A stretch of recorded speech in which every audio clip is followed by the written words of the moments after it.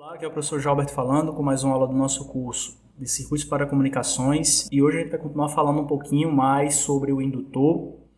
Na aula passada a gente falou do cálculo do indutor, que ele é um componente que a gente vai estar utilizando bastante aqui no nosso curso, e hoje a gente vai falar sobre o fator de qualidade dos nossos indutores, tá legal?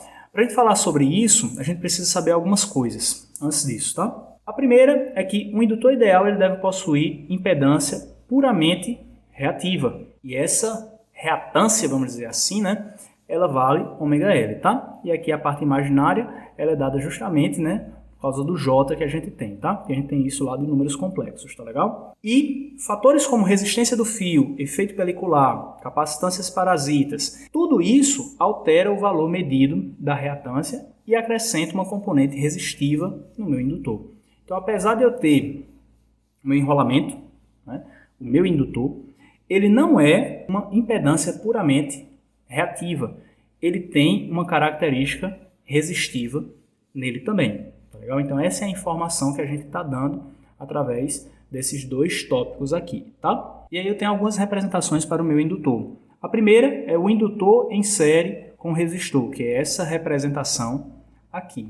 Tá? Onde eu tenho LS e RS. Tá? O S significa do série, né? E aí, através disso aqui, a gente pode chegar à definição do nosso fator de qualidade, que é justamente a relação entre a componente ideal e a componente indesejável. Ou seja, o que é a componente ideal? É justamente a minha componente reativa, porque eu disse aqui para você, né? A gente quer que o nosso indutor seja o mais próximo possível do ideal. Para ele ser ideal, ele tem que ter uma impedância puramente reativa. Então, a parte imaginária é justamente a parte ideal. A parte resistiva é justamente a parte indesejável. Então, o meu fator de qualidade vai ser a relação entre a componente ideal, que é a parte imaginária, e a componente indesejável, que é a componente real, que aqui é a minha componente resistiva. Aqui eu tenho a minha componente da reatância indutiva e aqui eu tenho a minha componente resistiva.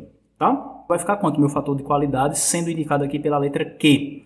Vai ser ômega-LS, que é a parte imaginária, a parte desejável, dividido por RS, que é a parte indesejável, tá? E aí, na minha representação, para esse cara ser um indutor ideal, essa parte da resistência aqui, ela deveria ser nula, idealmente nula, tá? Isso faria com que eu tivesse o meu indutor possuindo uma impedância puramente reativa, uma reatância indutiva. E aí, ó, vai ficar justamente ômega LS dividido por RS. Além da representação em série, eu tenho a representação em paralelo também, em que eu tenho o indutor em paralelo com o resistor. Aqui eu estou colocando LP e RP.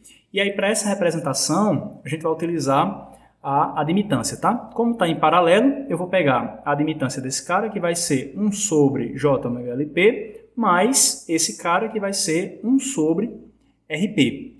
Tá legal?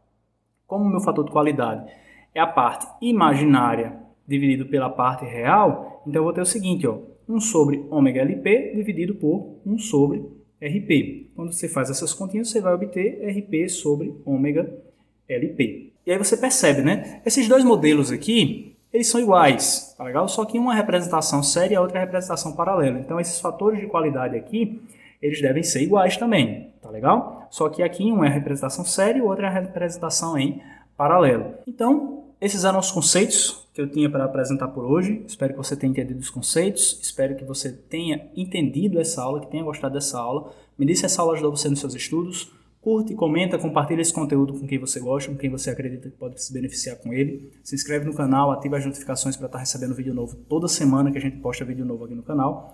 Desejo bons estudos para você. Fique bem e a gente se vê na nossa próxima aula. Tchau, tchau.